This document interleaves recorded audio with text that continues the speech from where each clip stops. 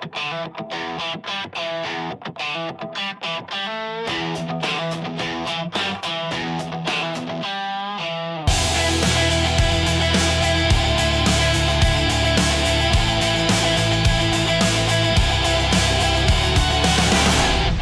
right, it's overtime, and we are here with special guest Jeff Katz, the host of the Jeff Katz Show. Overtime, special bonus segment here on the All Axxess Entertainment Podcast. I'm your host, Joseph Bruin. Kind of a play on the name game today. We're going to throw some names at you, Jeff, and would like to hear maybe a story or a personal, story from over the years. All right, sir. All right, kicking it out first with Dukes Dalton. Ooh, I think one of the best workers ever. Had a big challenge coming into the Brotherhood because there were some great parts of the Brotherhood that Tony Rumble had assembled through the years, and I think Dukes was again great worker, seamless entry into the Brotherhood. Thrilled that I had the chance to work with him a little bit. The Taskmaster, Kevin Sullivan. A brilliant guy and one of the funniest people that you could ever meet. Sometimes the jokes were not just inappropriate, but unbelievably, incredibly inappropriate, which made him that much funnier. Brilliant ring psychologist, a booker's booker, somebody who always should have had the pencil, as we like to say in the business. And my personal favorite, not just because he was a Boston guy, and we could talk about the Sox or the Pats or anything else, but I've said it before. I loved when Kevin Sullivan came in because I was not the shortest guy in the locker room. All the more reason I love Kevin Sullivan. And a man you know well, and we both can call a friend, Mr. Knuckles Nelson. Oh gosh, there are a couple of guys there. There's the character, if you will, the gimmick of Knuckles Nelson, who was a ruthless, brutal, horrible person with no standards, who would do anything to win. And then there's Brendan Higgins, who, despite what he might want people to believe, is a lot closer to a teddy bear than a grizzly bear. A guy I have been just honored and blessed to call a friend for decades now. Somebody who I had tremendous admiration for because, Brendan will be the first one to talk about it. Drank too much, did too much in the way of drugs. He was not in control for a period of time. And he tells that story and he talks about what he's done to recover, what he's done to build a life, rebuild his life in such a way that he's an honorable person, a good man, working hard. I just think the world of him. He's often referred to me as his best friend, which I appreciate. But I look at it. I told him, I said, I kind of demoted you from friend to family a long time ago, man. I mean, I get being friends, but family is where you're here. You come to visit. You know where the half and half is. Get it yourself. I don't have to get up and get it for you to put in your coffee, right? That's family because you're just welcome and comfy. No, I love him. Absolutely love him. Former WCW television star and a big part of New England pro wrestling, Big Rick Fuller. Oh my gosh, one of the best big guys, right? A guy who you would look at first and say, "That's a big dude." But then you would say, okay, well, what's next, right? Is the whole gimmick, if you will, that he's big? Is this going to be an Andre thing or an El Gigante where the whole appeal is he's just such a giant, nobody can do anything? And then you look at Rick Fuller and you go, wow, big guy, and he can work. I think he just brought it over and over. Good, solid worker. And from the CWA and the NWA, New England, the Magic Man.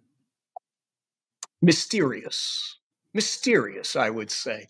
I had great affinity for the character because I grew up doing magic, and I was always hoping that there would be more magic. That we got to work more flash paper into this somehow. But just something that I thought I give the credit to Tony Rumble, who could take either a character, a gimmick that he created entirely, or take bits and pieces from what you thought would be a good character, and change it enough, tweak it enough, and just make it better. So that's what I would say on that front. Bo Douglas. Bo Douglas, again, solid worker, somebody I always enjoyed working with.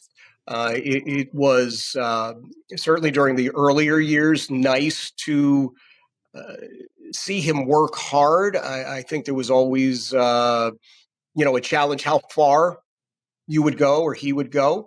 But again, I think solid worker. And the man who kind of took the torch, the Boston bad boy, Jason Rumble. Yeah. Jason, smart kid. And I can say kid just because I'm older than everybody at this point, I think. So everybody's a kid to me.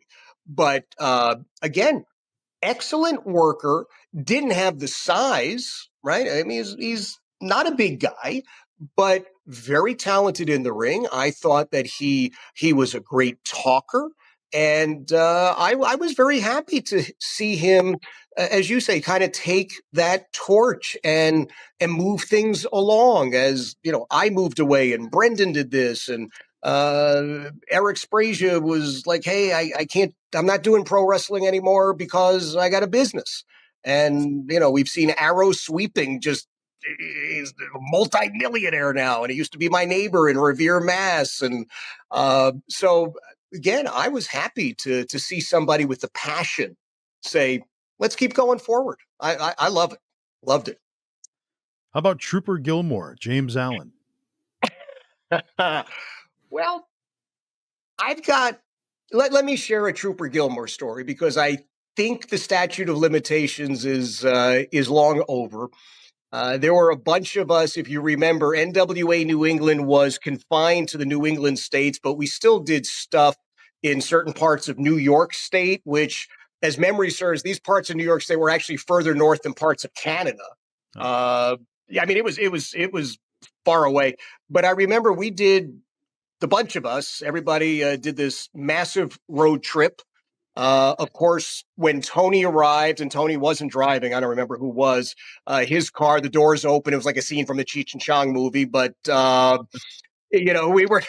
we were there, and everybody went out. All the boys went out after the show, and it was some local watering hole.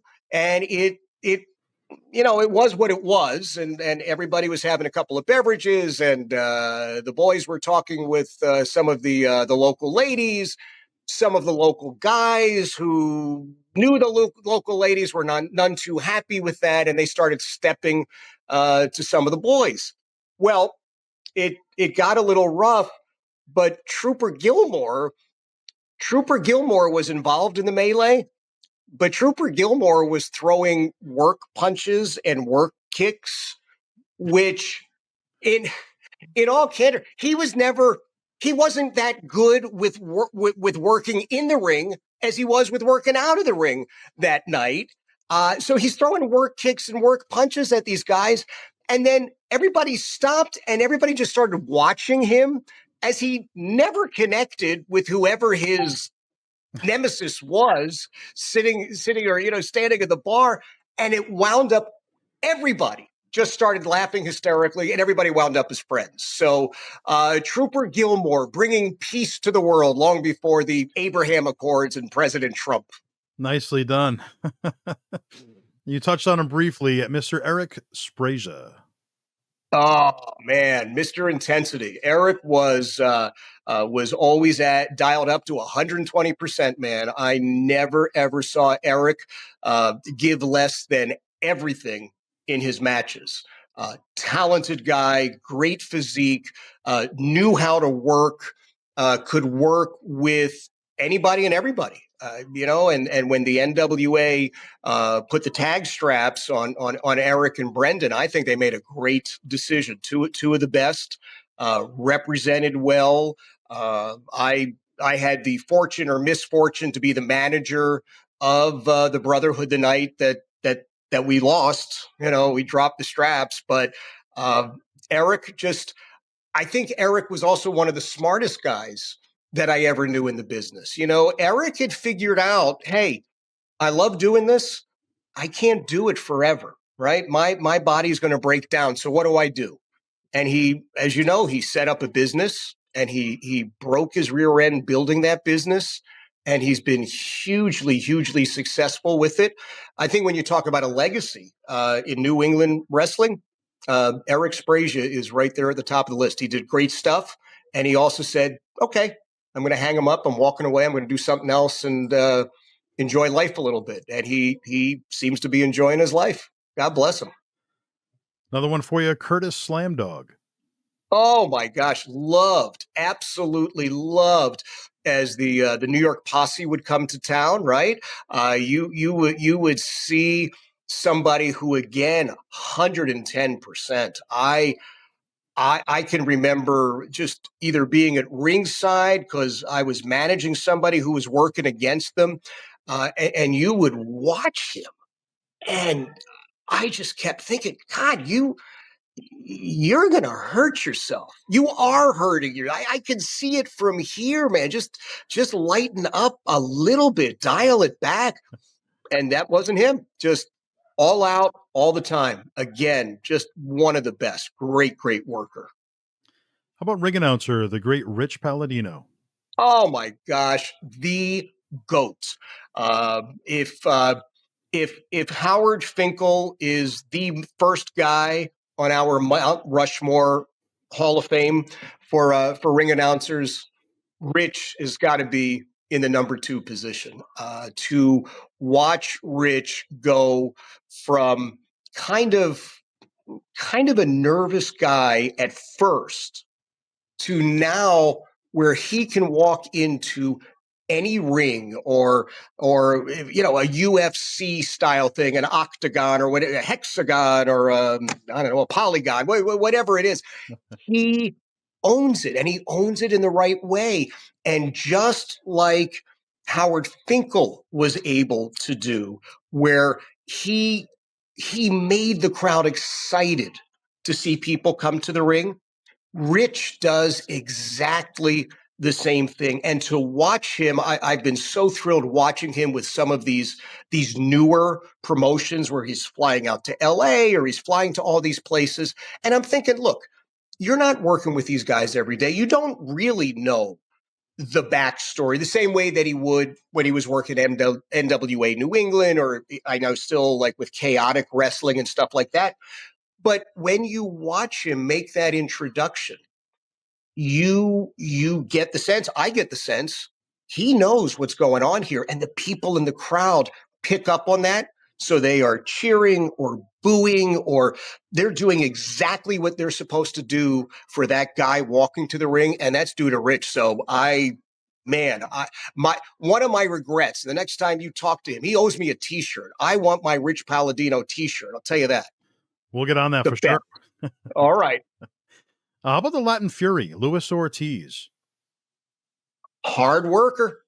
I think very talented guy. Always, once again, I thought gave 100%. 100%. Some of the things I can remember him doing, you think, okay, well, you kind of inspired by this guy, or I don't know if that's going to be really the right finisher for you. But somebody who I know because I was either in some of the conversations or I was close enough to hear some of the conversations, very happy to get feedback, very happy to get input and to say, okay, yeah, let me try that the next time. Yeah, good, solid worker. Former commissioner of the NWA New England, the late Reno. Oh my gosh. What can you say? I loved the fact that Tony reached out and included so many people that wanted to be part of pro wrestling that never would have been involved in any other way were it not for Tony. And so I have great memories of Reno. I really do. I think back and go, man, here's a guy who is having such fun. And the rest of us hopefully are helping him have some fun. And he's, again, I think just about everybody you've mentioned, I've said a good, solid worker, right? Reno, he was on, man. He knew what his gimmick was, and he knew what the character was, and he brought it. He just brought it. So I think that probably defines New England pro wrestling in this modern age, Joe. Really good workers. Yeah, I thought the world of Reno. How about the Mercenary? Tough guy. Absolutely a tough guy. Inside the ring, willing to do anything. And I mean anything. And once again, just like with Curtis Slam Dog, you might be standing at ringside or watching from afar thinking, you got to take care of yourself. You want to do this for the long term. Dial it back, but intense, professional, solid every day of the week. 3 more names for you. We'll hit next. Slick Wagner Brown. Oh my gosh, what a talent. What a talent. I loved watching him grow. I'm so thrilled that he has achieved such success throughout the years. Talented guy, once again, willing to listen, happy to get input, happy to get feedback, hard worker, working it all into the gimmick of Slick Wagner Brown and also the in-ring performance and as well on the mic. Somebody who was able to understand when you said, look, we've got 60 seconds. We're doing a show in Everett. Here's what it is. The mayor's putting this off. You got to incorporate these things. And to watch him get to the point where it's like, I got it. And he did. Yeah, happy. So happy to see his success. The one and only Bull Montana. Oh, my God. I love Bull. I've always loved Bull. Bull is just a thoroughly lovable guy. There's nothing about Bull that is negative. To see any moment interacting with Bull in my mind, I've got to smile, and I've got to smile because Bull Montana put it there. He's a gem. He's just an absolute gem, and I love the guy. I guess I go back to that. Absolutely love Bull Montana through the years. Just he's a beautiful dude. He's just a great guy. And somebody who's been referenced many times during our interview on the interview segment. And now here on Overtime, let's talk about one of the pillars of New England professional wrestling, the Boston bad boy, Tony Rumble. Well, Joe, you and I would not be sitting here today having this chat were it not for Tony. Tony was nothing short of brilliant, nothing short of brilliant, and a tremendous mind for the business. He would be the first to tell you he wasn't the best worker. I've seen some of the videos through the years. I would argue with him sometimes, and sometimes I would agree with him. Not the best worker in that situation. But Tony and I spent so many hours, Joe, sitting in his living room in Revere. Right? I bought a house in Revere. I came in from California when I moved. And there are very few people, I would say, who move from California where I had a pool in my backyard. I mean, it was pretty California. I was young. I was single. I had a couple of dollars. And coming to Boston, first I moved to Winthrop. And then when I bought a house, I bought it in Revere so I could be close to Tony, as crazy as that sounds. But I would get off the air at WRKO. I'd go back to my house, probably change or whatever. And I would spend the day fundamentally on Tony's couch, and we would watch videos of guys from around the country, guys who wanted to come in and work. We would look at the tapes of the guys that Tony had working for CWA and then NWA New England to just be there and listen to him interacting with amazing talent, guys who are at the very, very highest levels. Doing favors for Tony. I can't tell you how many times I found myself doing a favor for Tony that I don't know if I had a family member who asked for the favor, I would have done it, But when Tony said, "Hey, Cactus Jack is coming to town. Mick Foley is coming, or whatever the character was at the time." He's like, "Yeah, yeah. Can he crash at your house? Why? He don't like to buy hotels. He's really, really cheap." Okay, so I wind up with Mick Foley sleeping at my house because Tony Rumble asked me if Mick could crash at my house. As bizarre as it sounds, but that's what Tony engendered in everybody. Everybody who worked with Tony, we would all do anything for Tony. Tony was selfless. Tony at any time could have said, "I'm getting this strap. I'm going to be the champion of this. I'm going to do this." Tony always made himself into the character, if you will, that got other guys over. He was selfless. You and I have both seen it where somebody owns a promotion, and because they own the promotion, they're the champion, right? They're always going to be the champ. Look, even something as successful as the AWA, you knew at some point Vern Gagne was going to be the champion again, right? Because he was writing the checks. Tony just gave to everybody. He wanted guys to go to WCW and WWF and he wanted guys to be able to go to Japan and make more money. He could say to a guy like Matt Bloom, "Dude, you're going to start here and I'm going to help you, but you're not staying." Yeah. And I remember Matt Bloom, he's a school teacher from Melrose, Mass, for God's sakes. Nice guy, huge, but a nice guy, right? Talented.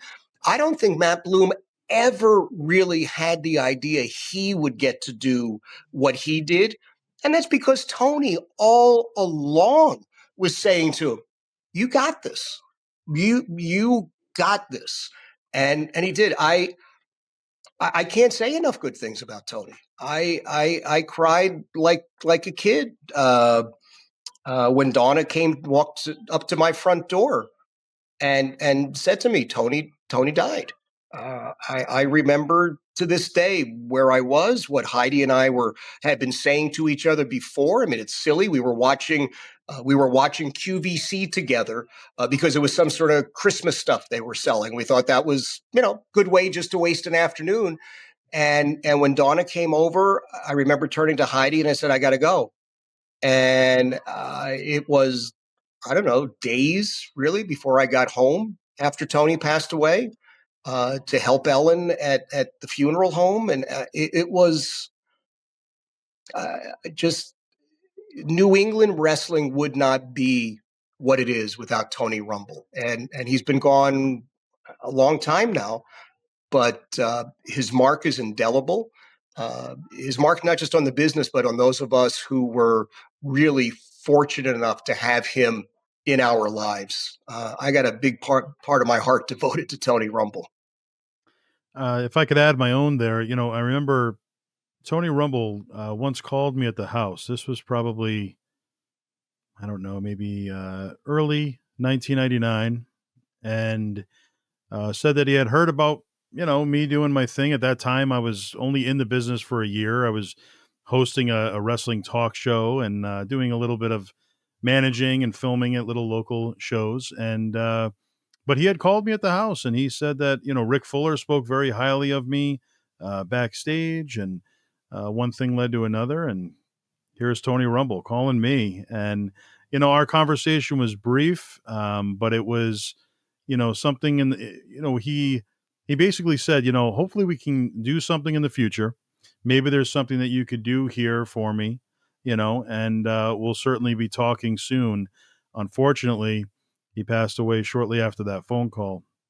But that was one of my personal memories of Tony, and a memory that I certainly won't forget because I knew who he was and I respected him greatly at that point, even being new into the business. But, you knew who Tony Rumble was and the respect that he had.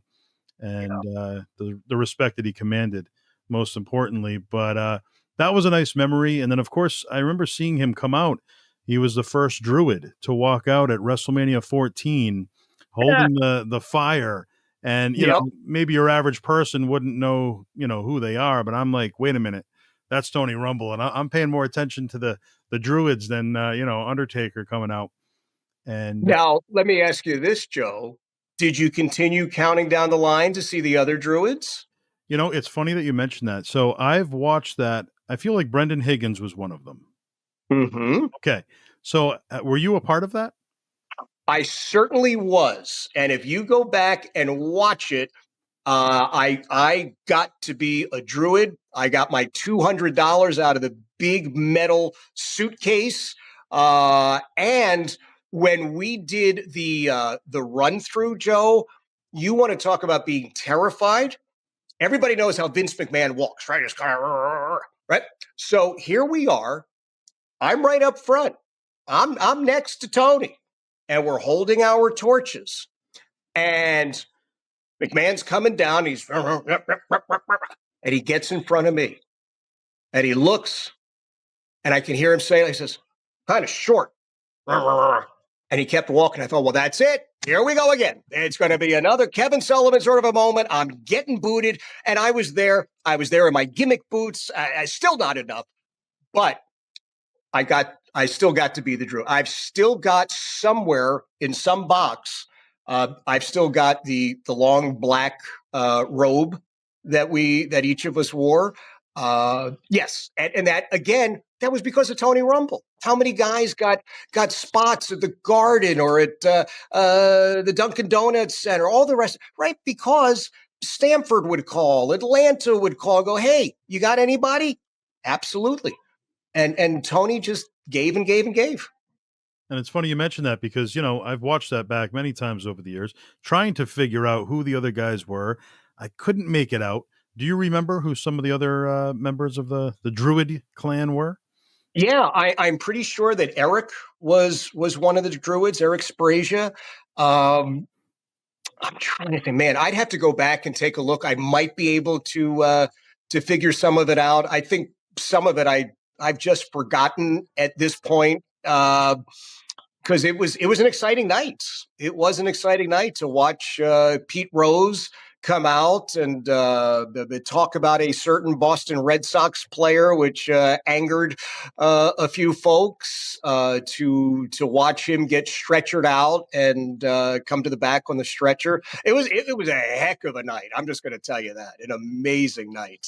Yeah, WrestleMania 14 was a special night. What a memory for you to have. Being part of that. That's fantastic. And another memory of Tony Rumble that comes to mind, watching a pay-per-view. This is before I was in the business, maybe about 2 years before I got involved. And I was just a fan watching WCW World War III. 3 rings, 60 men. I'm sitting there with my friends. And most of my friends didn't know who Tony Rumble was. I was a huge fan of the magazines. And I was, Sure. I knew about it before most people did when it came to my circles anyway. And, seeing Tony Rumble come out with those 60 men, I'm like, oh my gosh, the Boston Bad Boy. And everybody's like, who? Yep. That's Tony Rumble right there.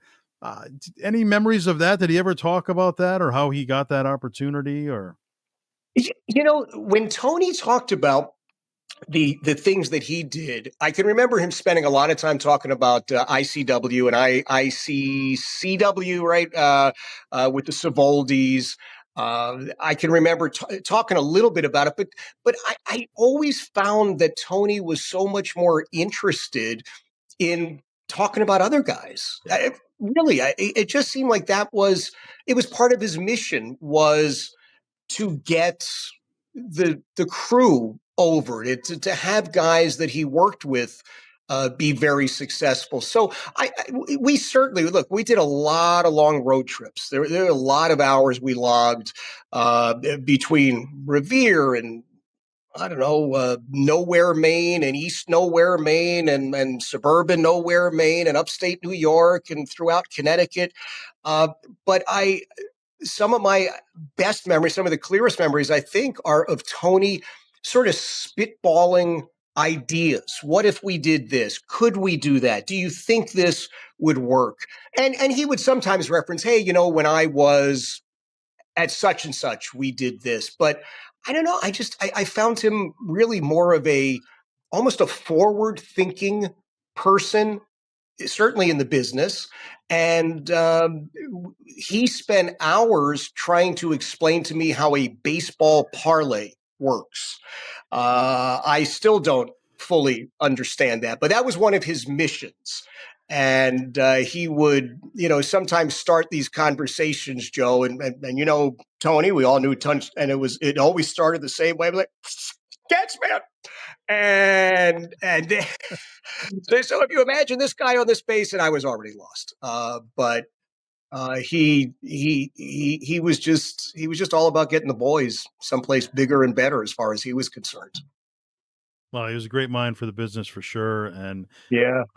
putting himself last, really, like you said. But Yep.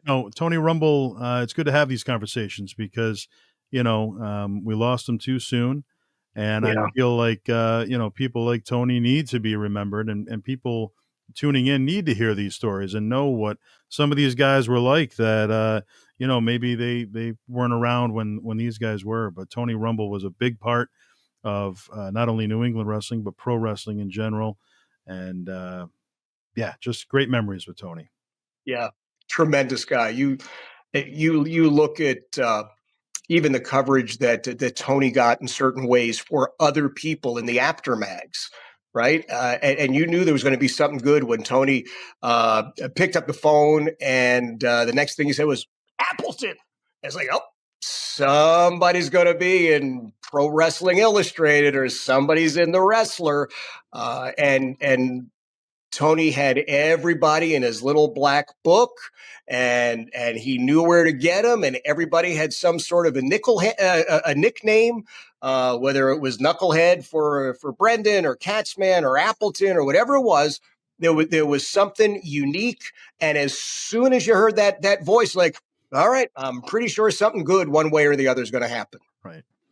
Well, Jeff, thanks so much for joining us today. Once again here, it's been overtime. This has been Jeff Katz. I've been Joseph Bruin. It's the All Axxess Entertainment Podcast.